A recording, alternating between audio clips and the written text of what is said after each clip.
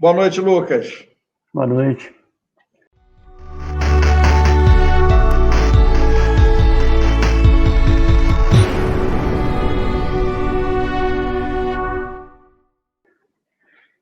Bom, Lucas, muitas pessoas me perguntaram sobre o que nós íamos conversar hoje e eu resolvi não adiantar, não.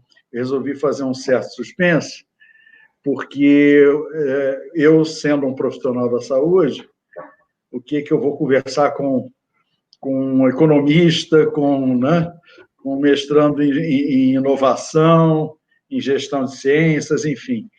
Mas eu penso que há uma ligação muito forte, né, entre essas ações, né? Tudo está ligado dentro da saúde, a inovação é fundamental, a ciência nem se fala, e isso se estende a várias outras categorias profissionais também, né? E também tem a questão da sua história, que um pouquinho mais à frente eu queria abordar também. Então, mas primeiro eu queria que você se apresentasse, né? O que você fez, o que você faz, né? Qual é a sua expertise agora e o que você pensa dessa situação que nós estamos passando nesse momento. Bem, como está escrito aí, sou Lucas Lopes, né? Eu sou economista, formado lá em Viçosa, e recentemente eu voltei de Portugal, fui fazer um mestrado na área de inovação, de ciência, tecnologias e inovação, voltado para a economia no ISEG, que é uma das melhores faculdades do ramo na Europa. E eu fui para lá justamente para buscar esse conhecimento específico que no Brasil não tem. As faculdades ainda não oferecem um curso nesse nível de estudo, de competência, e eu acabei por optando ir para lá. Eu também tenho duas pós, uma em relações internacionais, uma outra em inteligência de negócio. E eu fui para lá para isso, porque eu acho que a inovação também é um ramo muito importante para o Brasil. O Brasil é um país incrível, quando você vai para fora você vê isso. O Brasil é um país incrível, e de todos os países que eu já passei, o Brasil, para mim, a minha casa é diferenciada, e eu acredito muito. Aí eu fui com a intenção mesmo de voltar com mais conhecimento para poder aplicar na minha casa, né? Quer dizer, bom, você é de Juiz de Fora, inclusive está em De Juiz de fora, Fora nesse claro. momento, né? Então, você não viu nem aí, nem no Rio, nem no Brasil, de um modo geral, um espaço para buscar esse teu conhecimento. Então, eu até vi, mas se eu for botar para comparar os ensinos e a questão financeira, acaba ficando no 0 a 0. E na Europa, ainda até um pouco mais pela forma de que as faculdades são mais tradicionais. Entendeu? Então, me motivou muito. A Eu tive a universidade que oportunidade de ir.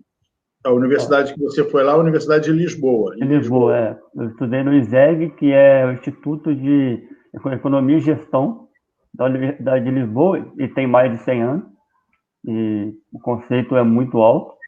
Isso também me motivou muito, né? Porque, até para ver a diferença também de ensinamentos, de estudos, é importante, eu acho. O que você encontrou lá em relação às expectativas que você levou daqui? Olha, eu tenho que confessar que foi bem difícil, e a dinâmica de aprendizagem é um pouco diferente. Algumas matérias eu fiz em inglês também. Eu nunca tinha feito nada em inglês um longo período, entendeu? Isso O também curso era em ajudou inglês? muito. Eu tive aula em inglês, tive duas matérias em inglês. Parte delas foram em inglês. Uhum. E isso ajudou muito. Eu conheci várias pessoas de vários lugares diferentes. E a questão do ensinamento também no foco na inovação. No Brasil, se eu não me engano, quando eu fui embora, não existia nada no ramo de inovação, especificamente no ramo de inovação. E eu sempre tive um interesse em aprender. E acabou também que me motivou por ter a oportunidade de estudar com professores que são referentes na área. Um dos meus professores foi a pessoa que fez o modelo de inovação que atualmente é aceito. Então, tipo, isso é um contato bem diferenciado e eu consegui buscar graças a mim, a Deus, né? Tinha muitos brasileiros lá, não? Por incrível que pareça, sim. Na minha sala tinham 35 pessoas, se eu não me engano, 20 eram brasileiros. E que não pretendem voltar. Poucas vão voltar para o Brasil. É isso que até a gente conversava há pouco, eu penso que é uma perda, né? Essa falta de investimento na esfera da educação aqui no Brasil acaba numa evasão de um capital intelectual de altíssimo valor. Eu vejo, quando eu viajo para outras unidades de ensino lá fora, o brasileiro, né, o acadêmico brasileiro, ele é muito valorizado. Nós vemos em locais assim de projeção, né, eles são pela criatividade, talvez até desenvolvida pela nossa carência, precariedade aqui em algumas situações, nós acabamos desenvolvendo uma criatividade, e principalmente nessa área de inovação, acredito que seja até mais aguçada essa característica, mas a verdade é que o brasileiro ele é muito respeitado quando entra nessa esfera acadêmica lá fora. Eu tenho Muito. percebido muito isso, né? E Portugal também tem uma tradição muito longa, né? A Universidade de Lisboa, a Universidade do Porto, né? Tem locais lá muito, muito interessantes. Mas, desculpa, acabei roubando aí teu espaço. Vamos lá, continua aí. Né? Não, eu falei meio rápido, né? Tudo que eu podia dar o seu feedback meu, pessoal. E assim, só para completar, o que eu falaria, que realmente o que você falou é o que falta. No Brasil, você tem que melhorar muito ainda a parte de adquirir o conhecimento, de incentivar o conhecimento. E o bolsista hoje, ele prefere trabalhar para uma empresa, gerar conhecimento para a empresa privada, consequentemente até uma patente, por exemplo, do que fazer para o governo. E porque a gente for botar no papel como exemplo, a China, que há 50 anos atrás era um país agrário, rural, entendeu? A política que o governo fez de estimular a pesquisa, o conhecimento, de facilitar as patentes, a ida de empresas para lá para poder gerar essa troca de conhecimento, a aquisição de conhecimento, é importante, mas é o que eu vejo que no Brasil falta. Nós temos, sim, uma parte acadêmica muito boa, pesquisadores realmente muito bons, mas que não são tão valorizados, acabam indo para fora. E eu não tiro a razão dele, entendeu? Você tem que viver, você tem que transformar o seu conhecimento, o seu esforço em algo de dinheiro, entendeu? Algo que te dê um retorno no investimento que você fez. Você perdeu tempo ali, você investiu tempo para fazer aquilo ali. Entendeu? Isso Eu acho que acontece falta com a algumas satisfação medidas. pessoal também, né? De você realmente ver resultados nessa tua busca do conhecimento, Também. né? Resultados que vão enriquecer você do ponto de vista cultural, do ponto de vista cidadão, e poder ter uma aplicação disso, né? Com um objetivo definido para poder alcançar, né? As suas metas. Isso daí, sem dúvida alguma, eu comungo com o que você diz. Eu entendo que essa busca pelo conhecimento sempre é válida, seja aqui, seja lá fora. Eu só lamento que, com esse pouco investimento que há aqui no Brasil, a gente perca tantas mentes brilhantes lá para fora, podendo estar aqui aplicando o seu conhecimento aqui em favor do nosso país, para que a gente tenha um crescimento aí mais sustentado. O Brasil tinha, assim, na minha opinião, o Brasil tinha tudo para poder estar na frente, mas talvez até uma economia que vem de crise desde 2014, né? De crises constantes, acaba também... Porque aí o conhecimento o governo vai investir para tirar proveito daqui a 20, 30 anos. Acaba também fazendo o governo, talvez, né, tipo, deixar um pouco para lá, né? É. Mas o termo inovação é um termo muito amplo, não é, Lucas? Então, a gente vê inovação em toda e qualquer área, né? A inovação na qual você busca aí uma formação maior, ela está mais relacionada a que segmento?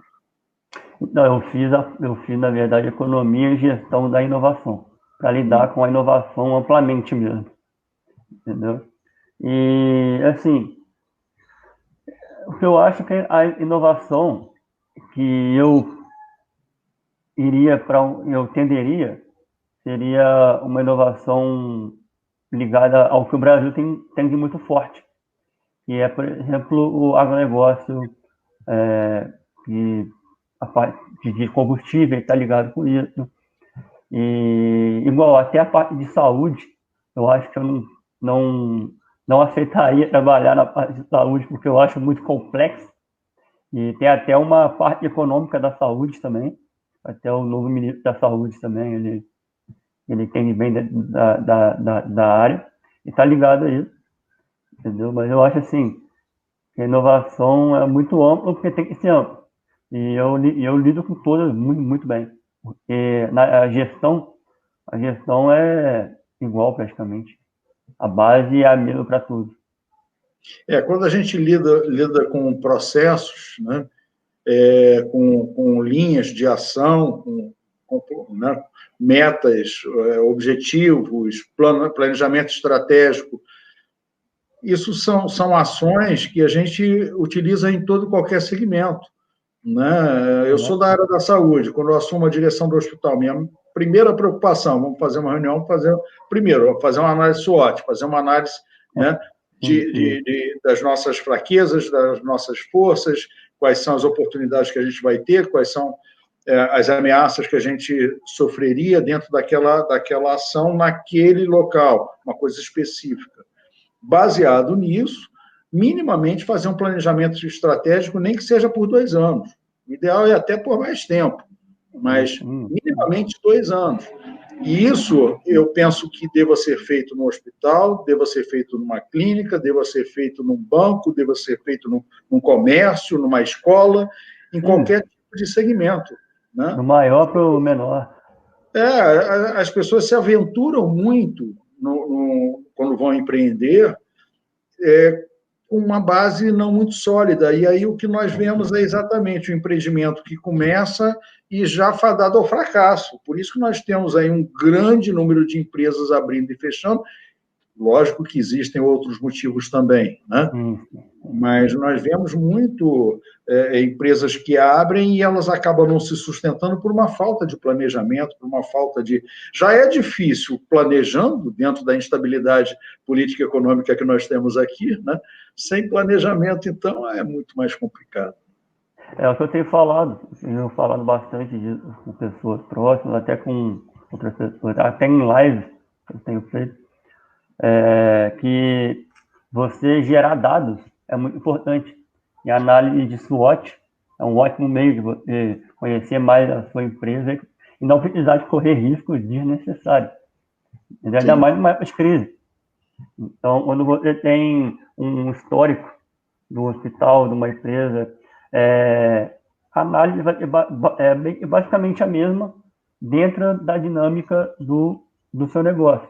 E você certamente vai saber bastante por primeiro ter entrado nele. Você não vai entrar num negócio que você não conhece o mínimo, né? E é isso aí. Uma das primeiras... Você falou... Pode falar. Não, é isso mesmo. Pode falar. Quando eu falei na análise SWOT, porque eu penso que é um ponto de partida muito bom. Eu não sei se as pessoas estão familiarizadas com esse termo, né?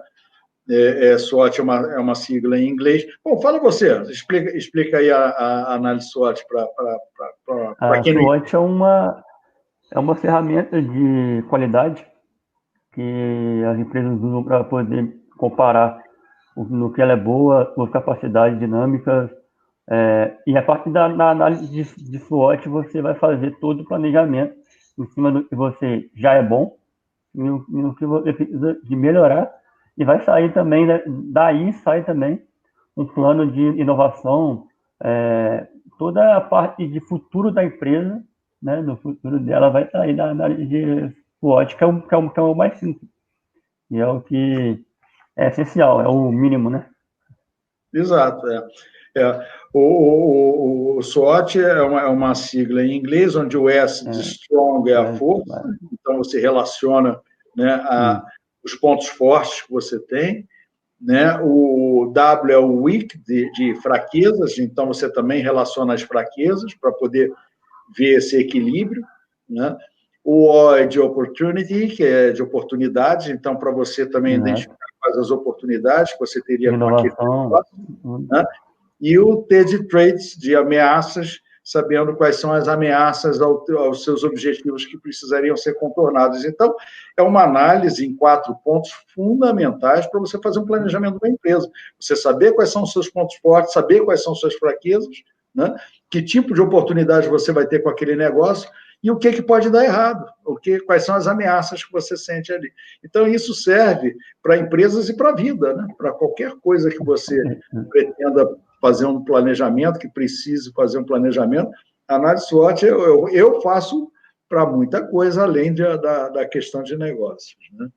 E eu acho que nesse momento, mais do que nunca, é importante a empresa fazer de novo e fazer semana que vem, fazer de novo na outra semana.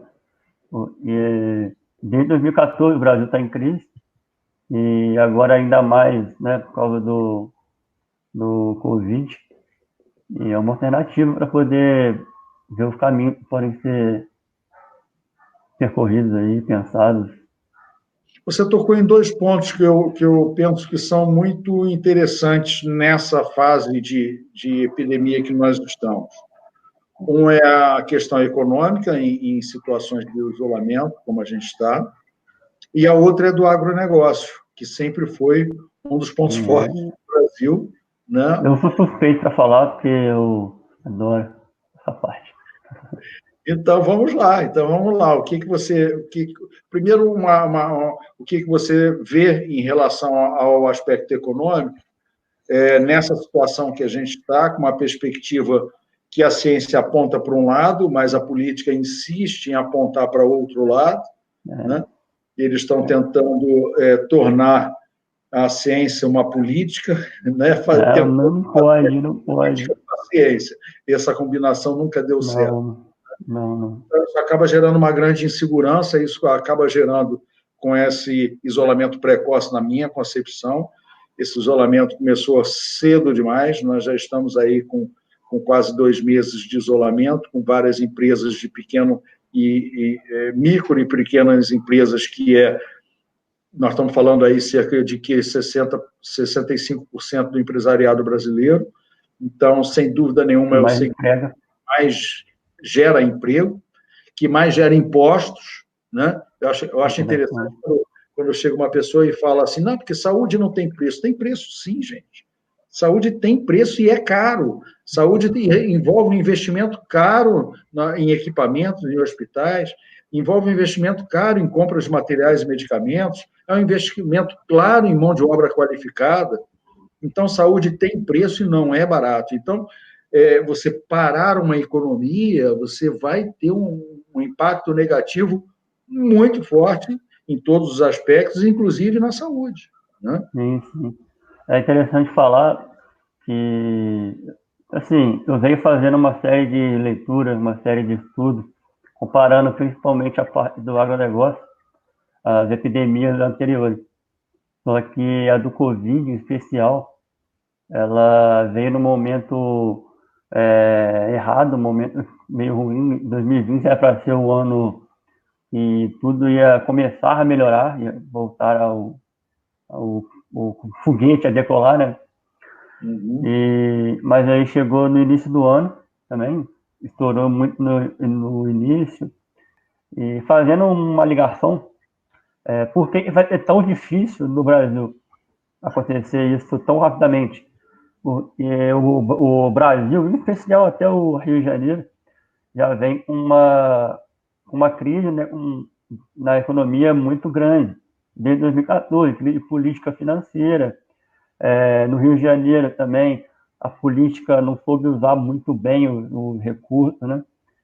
Teve muita falha nessa parte. O petróleo, que é um grande aliado do Rio de Janeiro, está em baixa agora. Então, assim, vão ter momentos difíceis. E vai caber o governo, em primeiro lugar, o governo tem que assumir o papel, e a nós também, a entender que é um cenário que ninguém esperava. Né? Então, não vou culpar ninguém, não vou fazer nada. Aguentar, superar. Né? Assim. Eu só fiquei um bocado preocupado com esse fechamento um pouco cedo demais, porque eu entendo que a grande parte e a maioria das empresas brasileiras, elas não têm um lastro financeiro para ficar meses fechadas. E uma quebra já, nesse momento, de muitas empresas e com muitos desempregados, e tem vários estudos, inclusive na área da saúde, que crise financeira mata muita gente. Mata de fome, mata de desespero, mata de doenças, que as pessoas se alimentam mal, as pessoas se afastam da questão da saúde em relação a convênios, não tem dinheiro para comprar remédio, Então, tem uma série de desdobramentos que preocupa muito. E o que me está preocupando neste momento, devido a esse isolamento iniciado precocemente, é que eu estou vendo agora as pessoas começando a voltar para as ruas, exatamente quando nós estamos nos aproximando do pico. Né? E elas estão voltando quase que de uma forma desesperada, algumas porque não aguentam mais ficar trancadas dentro de casa, que já estão 40 dias sem botar o pé na calçada, outras precisam trabalhar, precisam gerar renda, porque já não tem mais condição, não tem mais fôlego até para questões alimentares, questões fundamentais. Então, eu estou vendo um crescimento de movimento na rua num momento inadequado, exatamente porque tudo começou muito cedo. Se tivesse retardado um pouquinho, né, evidentemente que a população de risco deveria ser preservada desde o início, os idosos, os doentes crônicos, desde uma fase inicial, ok, né? Mas não feito isso, botando a população economicamente ativa também, e que teria uma condição melhor de enfrentar isso, nós estamos gerando, na minha concepção, um problema pior. Levando um pouco mais ainda na área econômica. O Rio de Janeiro, como você falou no início, é uma cidade eminentemente turística, né? Tem uma vocação turística muito grande, nós temos uma oferta grande de hotelaria. Né? Hoje, o que é feito dessa hotelaria? Elas estão às moscas, ninguém está fazendo nada, os hotéis estão em franco prejuízo. Copacabana, Tijuca, são bairros que têm uma concentração altíssima de idosos. Muitos deles moram sozinhos. Quer dizer, o governo podia bolar uma parceria com essa rede hoteleira, por exemplo, para que essas pessoas ficassem protegidas nesses locais. Seria uma forma de dar uma ajuda para esse segmento hoteleiro, né? E uma forma de ajudar essas pessoas que estão sozinhas, isoladas dentro de casa, que ainda tem aquela história, eles ficam isolados de todas as formas, não tem a visita dos parentes, não tem a visita dos amigos, não querendo colocar eles em risco, e acaba que nem telefonando ligam. Então, você aumenta o número de pessoas com depressão, gatilhos de pessoas ansiosas, a gente entra no aspecto da saúde mental, quer dizer, isso daí tem tanto desdobramento, que eu penso que se conseguisse colocar, né, fazer um pacto, né, de utilizar essa rede, né, o governo dando um incentivo, seria uma forma de dar um fôlego para a rede hoteleira nossa e um fôlego para a população mais vulnerável, né? Então, Sim, pensamento do senhor está totalmente certo. Falta, eu também concordo, falta, eu acho que para o governo uma atitude mais branda, né? Uma atitude mais radical, para poder fazer isso, porque ele acaba fazendo com que o consumo dentro desse setor do turismo, ele acaba indo em marcha lenta, mas continuando indo, e não parando igual está acontecendo agora, entendeu? Porque a partir do momento que você vê Copacabana Palace fechar, entendeu? Aí é 98 anos aberto, né? Quase 100 anos aberto, nunca fechou, se não me engano. É de se preocupar mesmo, porque é o símbolo de um setor, né? Exatamente. Agora, Assim, puxando concordo. para uma área que você gosta bastante, o que está sendo mais, no que está sendo mais atingido o agronegócio e quais são as perspectivas que você vê em relação a ele? Assim, o agronegócio, ele vai ser o setor brasileiro que menos vai sofrer com a crise, porque tem uma série de fatores. Até o dólar estar alto é bom para o agronegócio, porque a maioria dos contratos são feitos em dólar, entendeu? E o petróleo também está em baixa, também, o que acaba gerando coisas boas e ruins, né, pro agro em geral. Mas, assim, se lendo o que eu estou lendo, a questão de logística pode afetar, e, logicamente, você vai ter menos caminhões, apesar de eles estão indo para as estradas. Você vai ter menos caminhões, você vai ter menos máquinas novas chegando no Brasil, uma colheitadeira, um silo que é importado, vai chegar menos, porque os navios já não estão chegando mais, entendeu? E pode afetar até a exportação, né? Porque se o produto não chegar no porto, como que você vai enviar para a China? Entendeu? A questão logística pode afetar mais. Mas, assim, no geral, as previsões são que o agronegócio segurem a economia do Brasil esse ano, porque realmente mais de 20% do PIB, né? E, assim, acredito que os produtores rurais não estejam tão preocupados com a crise econômica no curto prazo. Quer dizer, nesse balanço entre consumo interno e consumo externo, você acredita que esse consumo externo é mais do que o suficiente para suprir as necessidades do agronegócio nesse momento? São nos dois, tanto no mercado interno quanto no externo, porque são produtos básicos, né? As empresas, as fábricas, qualquer pessoa, né? Qualquer ser vivo, até ração, né? Tá no meio. Tem que comer, tem que se alimentar. E o governo tem que garantir isso também. Então, você tem uma estabilidade um pouco melhor para o investidor quanto a isso, porque a produção vai ser consumida. E também, mesmo se não for, a demanda acumulada para depois da crise vai pegar o que está guardado para poder usar, entendeu? Aí você pode ver aí preço subindo depois do Covid. A tendência é a soja subir, por exemplo. A demanda acumulada que vai ser liberada depois. Eu vi uma situação, no mínimo, curiosa, há cerca de 10 dias atrás, de 2 semanas atrás, em relação especificamente ao petróleo nos Estados Unidos. Ponto. Uma coisa bem pontual. Que ele atingiu no mercado futuro o preço negativo, né? Então, o governo, as produtoras estavam pagando para as pessoas levarem o petróleo, né? Uma coisa pontual não aconteceu em outros locais no mundo, mas por quê?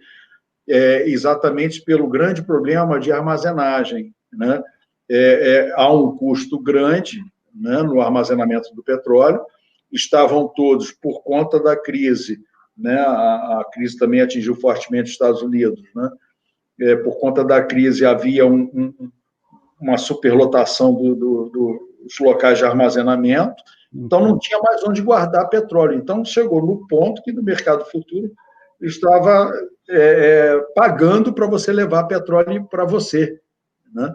No caso do agronegócio, existe algum tipo de possibilidade, alguma coisa parecida? Você falou na dificuldade de importação de silos, por exemplo, né? Existe alguma possibilidade de acontecer alguma coisa, no mínimo, parecida com o que aconteceu lá, não? Falando de mercados futuros, não. Assim, não nessa magnitude, e por serem produtos de consumo básico, né? Somente a soja, milho, trigo, que são os maiores aí, acaba que eles vão ser consumidos.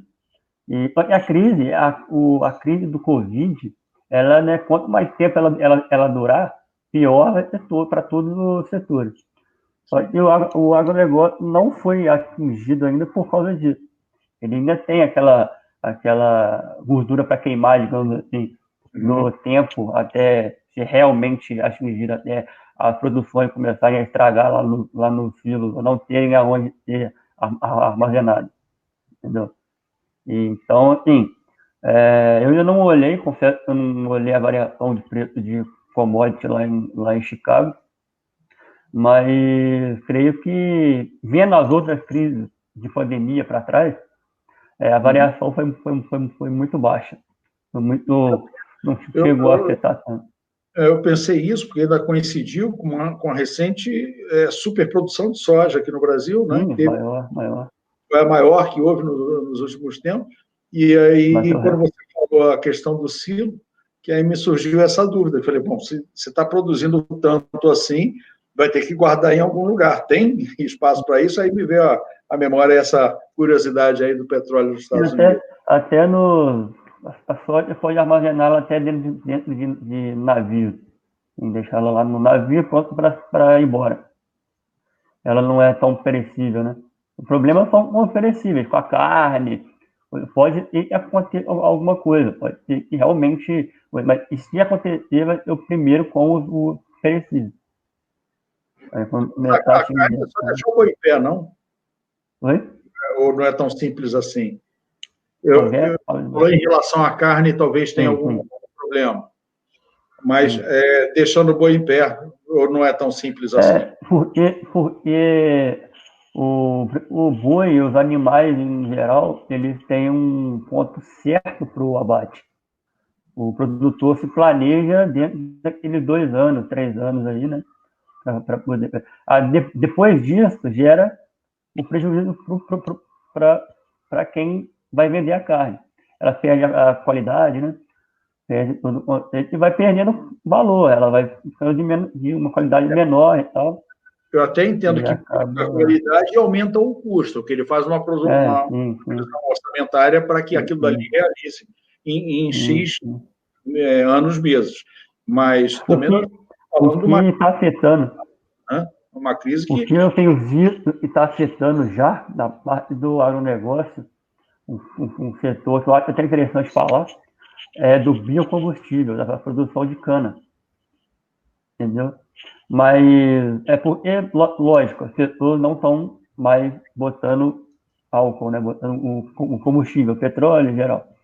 E está acabando que a oferta de etanol no mercado está sendo muito alta, porque ninguém está comprando, está acumulando isso na usina. E o preço está caindo. Porque quem regula o preço de commodity é o mercado. Né? Petróleo, álcool, cana, milho, soja, é o mercado. E acaba que quando você não consome, você não vende, né? Você não vende. E o que está acontecendo é que também por questões do dólar estar alto, eles estão trocando a produção de etanol pela produção de açúcar. A mesma fábrica, a mesma usina que produz etanol, produz açúcar. E eles estão preferindo parar com o etanol agora e produzir açúcar. Porque o dólar está alto. Eles vão vender em dólar, vão ganhar mais. Entendeu? E o etanol está com uma saída muito baixa, quase perdendo 30% aí esses dias agora. Entendeu? E assim, e tem o seu lado bom também, porque o petróleo está muito baixo, acaba mostrando para a gente a necessidade de um biocombustível, né? E o Brasil tem capacidade de inovar nisso, tem capacidade de ser um super produtor de biocombustível, entendeu? Que, Você fala em capacidade de inovar nisso. Você está se referindo em relação a quê? O que você teria assim, de sugestão para isso, para essa... Sempre que alguém me pergunta alguma coisa de inovação, eu falo que a primeira coisa é investir em conhecimento. Seja adquirindo o conhecimento, comprando uma máquina para poder abrir a máquina no chão da fábrica e aprender a construir a máquina. Entendeu? Está adquirindo o conhecimento. Seja você incentivando a vinda de pessoas capacitadas de fora do Brasil para cá. Seja mandando estudantes para fora do Brasil para aprender. Só que o agronegócio brasileiro ele é muito robusto. Ele é um setor que tem que melhorar em várias partes, como qualquer setor tem o seu gargalo, né? Mas assim, o agronegócio brasileiro em geral, ele é muito robusto, ele é muito capaz de melhorar a competitividade. A competitividade dele já é ótima. Ele pode melhorar, ele pode ser melhor ainda, entendeu? E é interessante. E a questão do biocombustível, por que eu falei dela, da cana-de-açúcar? Porque no manual de Oslo, das diretrizes, que eu até falei com você há pouco, das diretrizes de inovação, essas coisas, o tema ambiental ele é muito forte. E você tendo os biocombustíveis, né, que ajudam aí a questão do meio ambiente, podem ser bom para o Brasil, porque o Brasil é o maior produtor em vários setores, inclusive na cana-de-açúcar. Por isso eu sou um grande fã do agro. Em relação ao Rio de Janeiro, inovação e conhecimento, o que você teria assim, para falar em relação ao Rio? A cidade do Rio. Eu falo em poucas palavras, porque eu gosto muito do Rio. Rio, assim, eu tenho vontade de morar no Rio, um momento da minha vida. Juiz Forano que chama, não é? É comum, né? Bem comum. Não só sou eu, não. Assim, se eu não me engano, lá em 92, uma autora holandesa, ela começou a pesquisar sobre as cidades globais, que são cidades que têm a economia muito boa, que tem bastante gente de fora, que tem uma parte cultural muito interessante, que permite essas pessoas de se conhecerem, entendeu? Mais para frente, o Richard Florida, um pesquisador também falou sobre. E olha, eu acho que o Rio de Janeiro se encaixa muito numa cidade global. Ele oferece a estrutura econômica, uma infraestrutura boa de ida e vinda, né, de avião, de locomoção, de cultural também, museu, bar, as pessoas podem encontrar, fazer aquele meet point, né? Eu acho importante para trocar ideia. E também tem muitas instituições muito boas. A faculdade aí é uma faculdade muito boa, centro de pesquisa, até a própria R-Combio, que é da parte de biocombustíveis, a Embrapa também está aí, os institutos tecnológicos estão aí há milhares no Rio. Eu acho que o Rio de Janeiro, em questão de produzir o conhecimento, é um polo brasileiro. Eu acho que, para mim, eu perderia para São Paulo, que é centro financeiro, entendeu? Mas no Rio, assim, se o governo der mais atenção a esse lado, né, o Rio, além de tudo, é sede de várias empresas multinacionais, o que é importante. Eu acho que a questão do Rio de Janeiro é essa. Eu ainda lembro, né, estávamos conversando anteriormente, que o Rio de Janeiro sempre foi o polo cultural brasileiro, né? Sempre foi a grande referência cultural brasileira. Exato. E ao longo dos últimos anos, por falta de investimento nesse setor, por falta de interesse da cultura em todos os aspectos aqui no Rio, nós perdemos muito. Nós tínhamos ali no centro da cidade referências como o Teatro Municipal, a Biblioteca Nacional, o Centro Cultural Banco do Brasil, o Centro Cultural Caixa e por aí afora.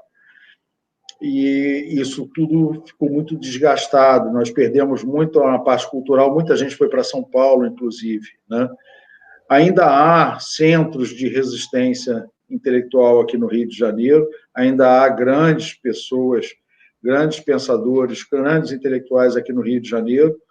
Agora, como no resto do Brasil, aí eu não vou restringir aqui, a falta de interesse de investimento na área da educação, de pesquisa, acaba trazendo uma evasão de capital intelectual brasileiro para outros países, né? Podendo eles investirem aqui. Então, eu penso que o Rio ele tem uma marca muito forte, né? Ele tem um apelo muito grande, eu não estou me restringindo a território nacional, você vai em qualquer país lá fora e fala do Rio de Janeiro, as pessoas sempre têm um brilho, ao mesmo tempo tem um receio, que a gente enfrenta há anos, o problema de segurança pública, né? Que também é um pouco exagerado em alguns casos, mas é fato, nós temos isso aqui, e é uma coisa que merece toda a atenção do governo, né? O governo que se mete tanto em assuntos que, na minha concepção, não lhe dizem respeito, né? Tem que entregar carta, tem que vender gasolina, tem que, né, fazer uma série de coisas e acaba prejudicando as pessoas que querem empreender por conta da burocracia, que tem que ter certidão negativa disso, daquilo. No outro dia eu estava conversando com uma pessoa que eu achei assim o cúmulo e o excelente exemplo da burocracia brasileira. Ele falou, pois é, porque dentro da documentação que me pediram, meu pai é falecido, eles queriam que levasse uma certidão de óbito dele atualizada. Eu falei, mas como assim, certidão de óbito atualizada? Ela perde valor, quer dizer, a pessoa renasce das cinzas, né? Então, tem umas coisas assim que não dá para entender. Então, a partir do momento que houver uma simplificação, né, nessa parte burocrática aqui do Rio, ou seja, o governo parar de atrapalhar as pessoas que querem empreender, parar de atrapalhar as pessoas que querem investir, que querem gerar emprego, gerar impostos e se concentrar nas áreas de maior interesse do governo, que na minha concepção seriam saúde, educação e segurança pública, o Rio tem uma enorme perspectiva de resgate no que ele já foi do passado, né? Agora, tem que ter isso, tem que ver as pessoas que vão ser colocadas aí no governo para fazer isso. Né? Falando um pouquinho da tua experiência lá de Portugal, né? Você citou a Universidade de Lisboa, onde fez o mestrado, tem toda uma infraestrutura voltada para a questão do ensino, né? E esse documento que você falou de Oslo, que foi, como é que é o nome? É o Manual de Oslo. Manual de Oslo. E eu penso que ele não é de Oslo por acaso. Eu sou do tempo que a Escandinávia era um conjunto de países pobres, né? Pouco mais de 20 anos atrás. Não estou falando assim de antiguidade, não, né?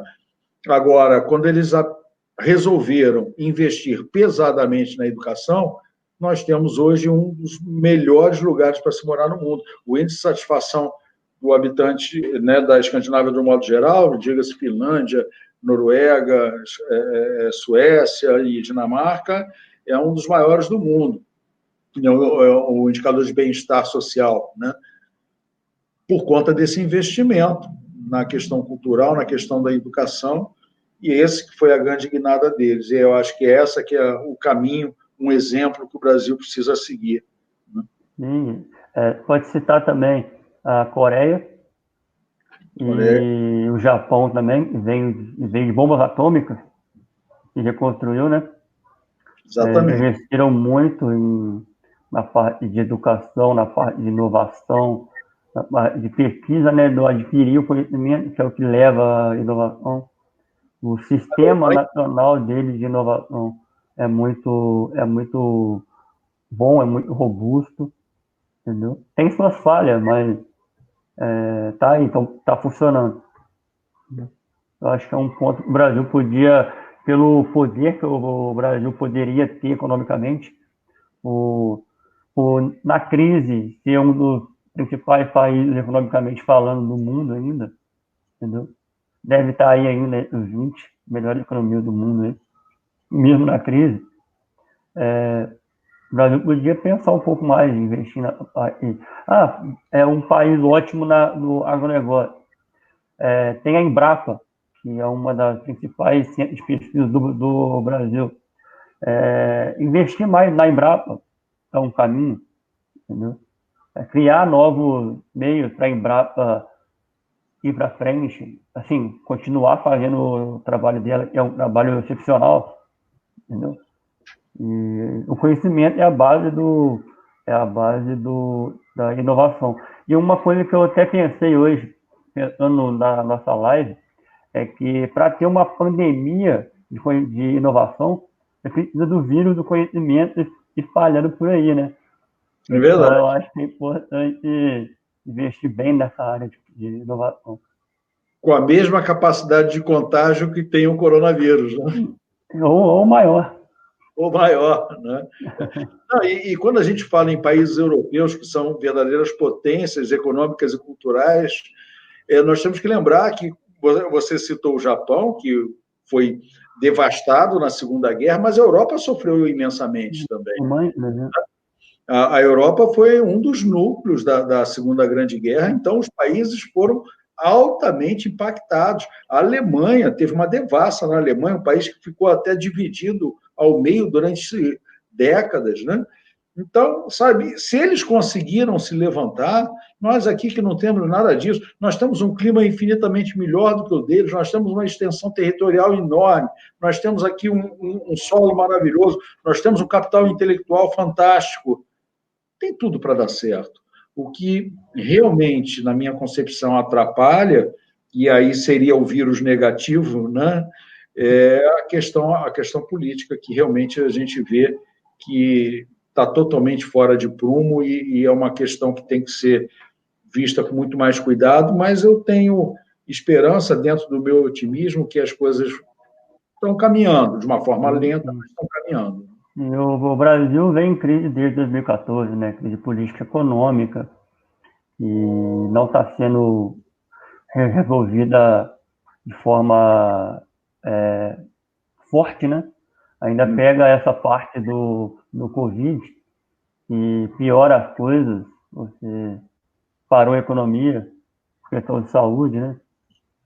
E acaba sendo ruim. E tem a questão política também, que a vida é muito travada, muito burocrática. Uhum. É complicado mesmo.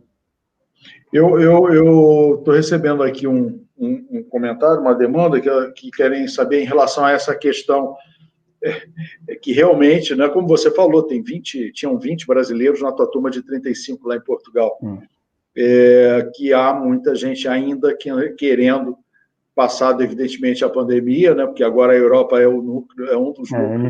Eles estão isolados mesmo, estão fechados em casa mesmo, os amigos lá estão fechados em casa. De Portugal, mais ainda. Tenho um colega de turma português que está lá e uma colega de turma que é brasileira, mas está lá também. Estão totalmente trancados. Itália, totalmente trancado.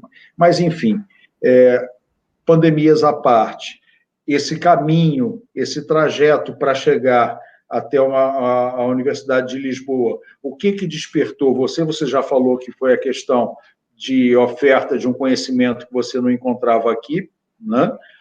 Mas foi fácil você chegar e pleitear esse mestrado lá? Esse mestrado foi presencial na sua totalidade? Você morou lá há quanto tempo? Como é que foi essa questão sua? Teoricamente, eu ainda estou morando lá. Eu ainda tenho documentação toda lá, ainda tenho que defender a minha tese. Assim, não sei como farei agora por causa do corona, né? Não vou defender online, não. Esperar. Inclusive, estou fazendo a minha tese na área de inteligência de negócio.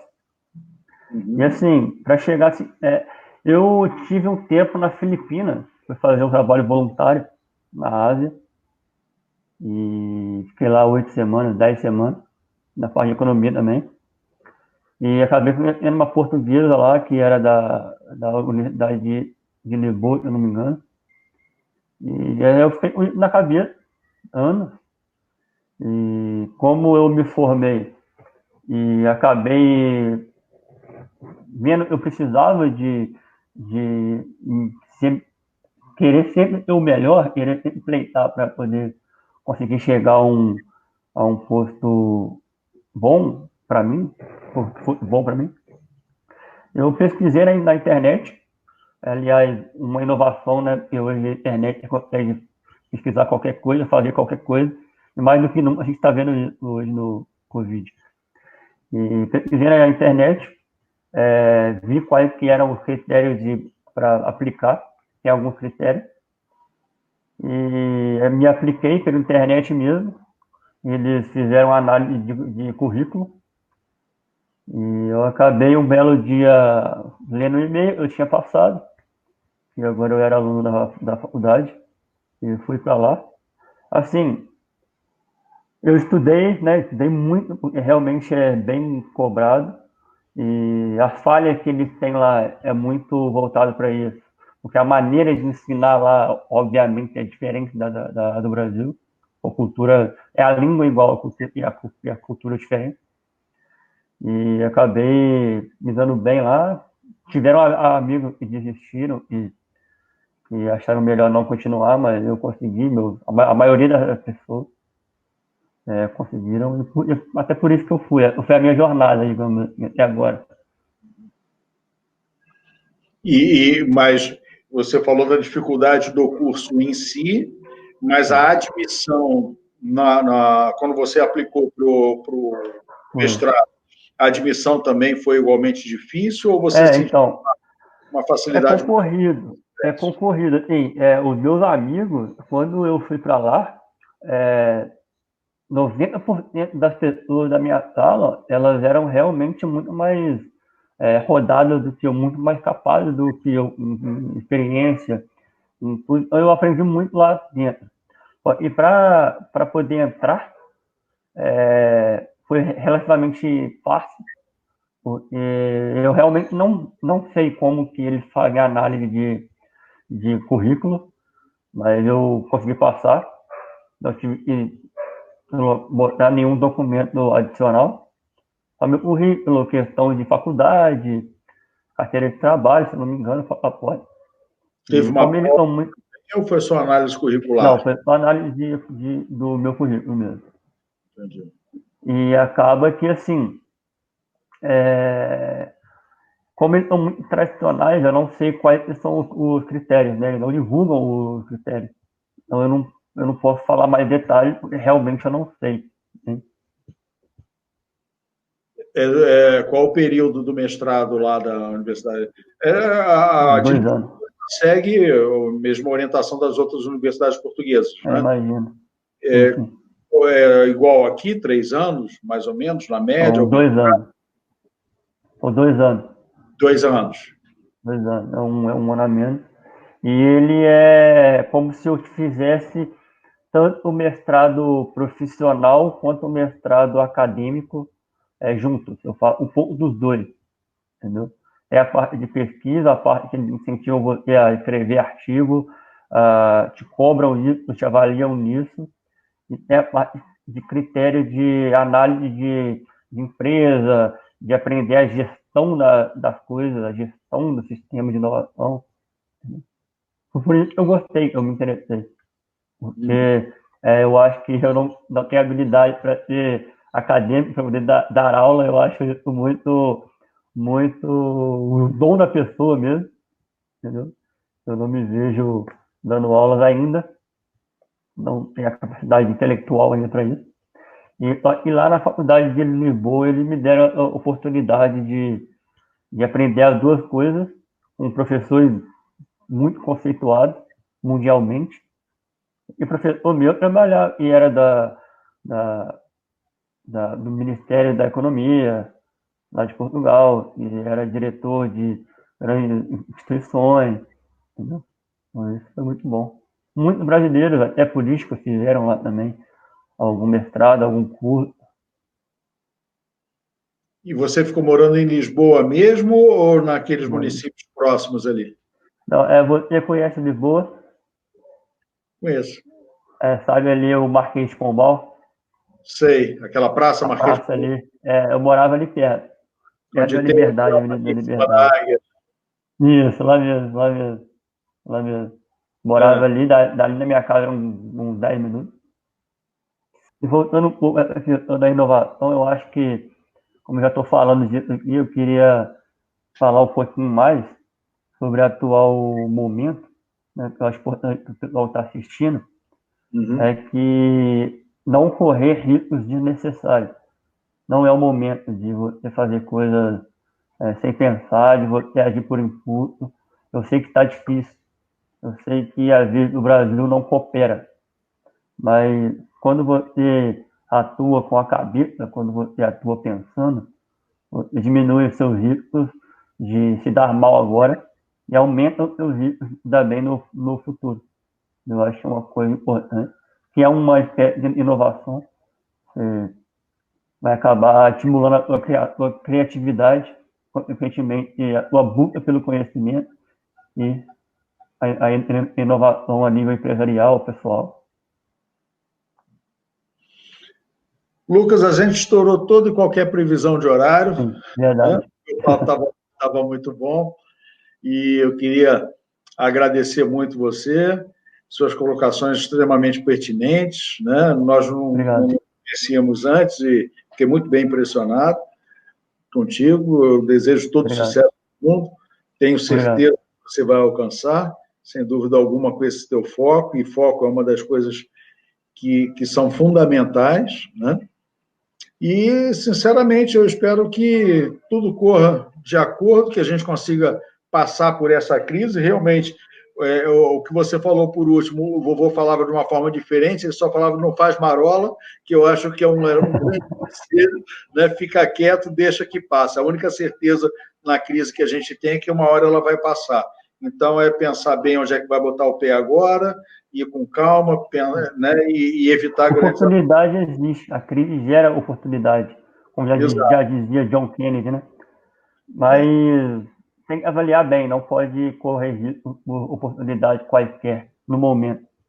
Exatamente. Eu queria agradecer muito a você, queria agradecer muito as pessoas que participaram aqui, que nos assistiram. Obrigado. E fica aí o convite, mais à frente a gente bater um outro papo, ainda tem muito assunto aí que a gente não abordou e que são extremamente... Tem muita coisa. Eu espero também ter sido útil para todos. Sem dúvida. Se alguém quiser entrar em contato também, fique à vontade. Como é que faz para entrar em contato contigo? Você quer deixar alguma mídia social sua? Tem o Instagram, né? Que é o @lucas.lopesbr. Eu fico muito lá. Pode ficar à vontade. Aqui? Exatamente. Então, para entrar em contato contigo, tem o Instagram. Se alguém quiser também entrar em contato comigo, tem o meu blog. E é sempre bom a gente ter pessoas aí para bater papo. Exatamente. Lucas, todo sucesso do mundo para você. Um grande abraço aí de fora. É uma cidade que eu tenho grandes amigos aí. E vim comer um pão de queijo com café aqui. Com certeza. E também aquele torresminho de ponta lá no Bigode. Lá no Bigode, sem dúvida. Exatamente. Ótimo. Obrigado, viu? Boa noite. Grande abraço, muito obrigado, hein? Uma boa noite. Boa noite.